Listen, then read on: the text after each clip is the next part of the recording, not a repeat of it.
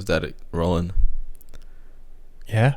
Okay. Welcome back to the podcast. So today's one is a bit of a, I guess, quick one. I've actually got an announcement today. I've been called by the HR at a company. Not sure if I should disclose it or whatever. Maybe in the future.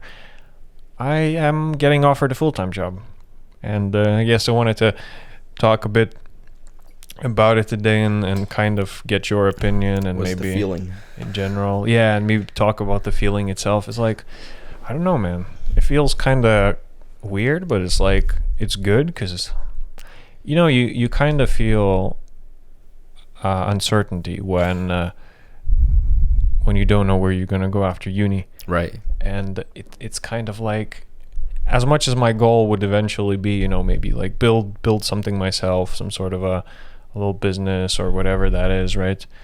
Yeah, you still need experience, you need connections, you need all of that. For sure. So getting offered an actual full-time job, whatever that is, I was expecting like more of a development-focused job. This is, from what I understand, is going to be more of a automated testing side of things. So like it's software quality engineer, and I think it's kind of just like a QA, isn't it?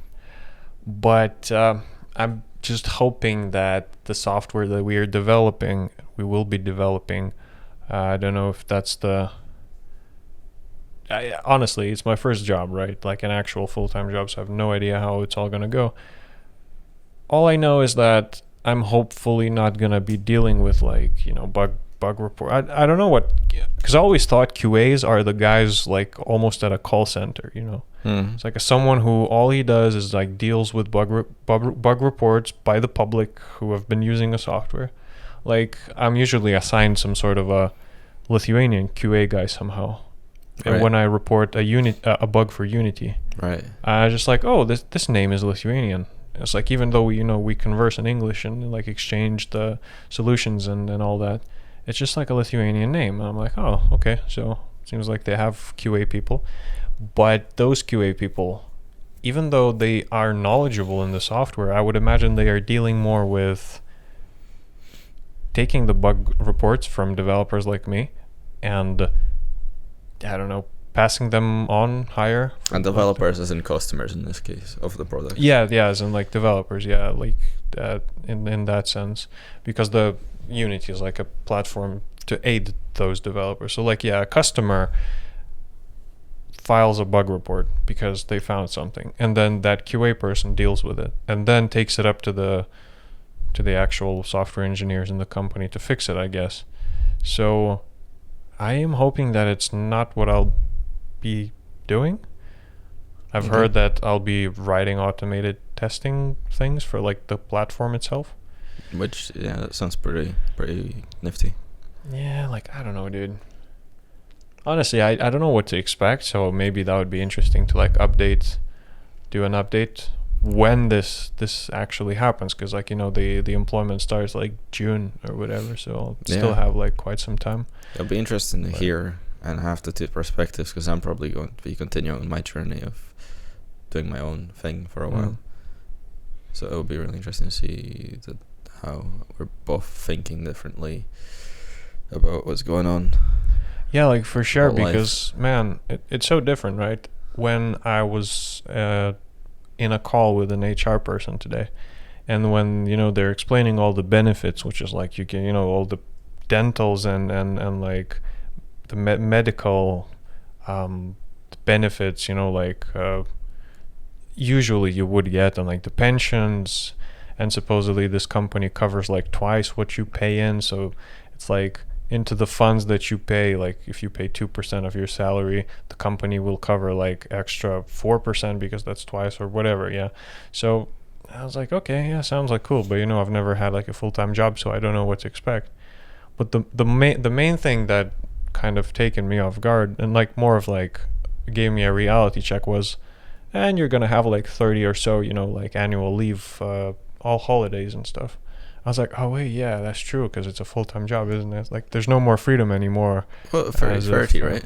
That's a year. Yeah. That is pretty nice. That's pretty good. I don't know if that's like the minimum or whatever, But I think 30 days for a year is pretty good. That's like a month a year. That's Oh yeah, decent. actually that's true. Yes, 30 is a lot. Yeah, okay. If you take that all at once, I mean, you could like start a project. Like, yeah, I mean, I'm sure there has to be some other like requirements to like how do you take them and stuff. But supposedly these include the holidays, the bank days and stuff. But you can. Oh, okay. But you can decide to work on the bank day and then actually get that back somehow. Anyway, what I mean is just I guess it's more about the concept of, hey dude, you know, you're already kind of full-time employed here, so it's like there's no more free and like there's no more slacking off. Like you have the weekends, you have the, I don't know, the work hours though. Like it says like 37 or so hours a week, and it doesn't like state. Well, maybe not yet. You know, maybe eventually I will get the schedule. Like as a 9 to 5 or whatever. Like I don't know. So never had to deal with this. Yeah, just wanted to share it, and that's pretty much it for me. That's really cool. Like weird, right? I'm getting employed, I suppose. The next step. Are you excited about it? It's cool, you know. Like, do you like the certainty now that you've got something to look forward to? Yeah, I suppose you're gonna be out of here and getting paid. Yeah, it's like getting some structure. Yeah, is good. Structure and certainty for now is like, it feels nice. Some sort of a closure of that's it. You know, school's done. Let's go, and then maybe feels exciting because, you know, as much as you can get excited about a freaking 9 to 5 job, obviously, but it's not a cubicle job, it's a software job, and I'm just excited about development itself. Like I like technology, so I think getting paid for it plus having some purpose every day, it's like, you know, you have to wake up with a purpose. And here it's like, yeah, here's your purpose, you know. Like, you don't need to slack off the whole day and just be feeling guilty about not doing stuff. Like, you're gonna get fired if you don't. Yeah, because you're gonna get fired if you don't, and if you do, well, you're gonna get paid, you know. So it's it brings some sort of a structure, forces you to wake up on time finally, early, and at 5 or whatever the time is, you know, you can just close off the work laptop, push it aside, and I don't know, 5 p.m. to like 10. You have another 5 hours of. Yeah. Do you feel like it might make you comfortable with the stability of having a job and kill your entrepreneurial spirits? That is a very good one. Yeah, that's a good. It might do that. Or do you think you'll be able to hang on to that while getting experience in the field? I think once, you know, going into it, you would probably need to keep that in mind and keep that idea that, you know, you should strive for more every time. Like, I cannot speak for what will happen when it will happen, but trying to predict it, I'm like, yeah, I'm not denying that, you know, this stability would probably make me more comfortable, and I just feel like, okay, yeah, I'm fine. But knowing me, I'll probably just still try something, and like even the freelance live streaming things that I'll do, you know, for the football stuff. Next season is gonna come too, you know. They're looking into doing that, maybe like continue doing it. Yeah. And because the games are at like either 8 p.m. Tuesdays or something, or like Saturdays, if that fits in my schedule, I'd probably just like go on to continue doing that, which is maybe extra finance, extra funds, or maybe eventually some new opportunities presents themselves, and maybe like you could just like pivot. For sure. You know, software development, screw that, you know, let's go to media or whatever. It's like, yeah, I don't know. That's it. I don't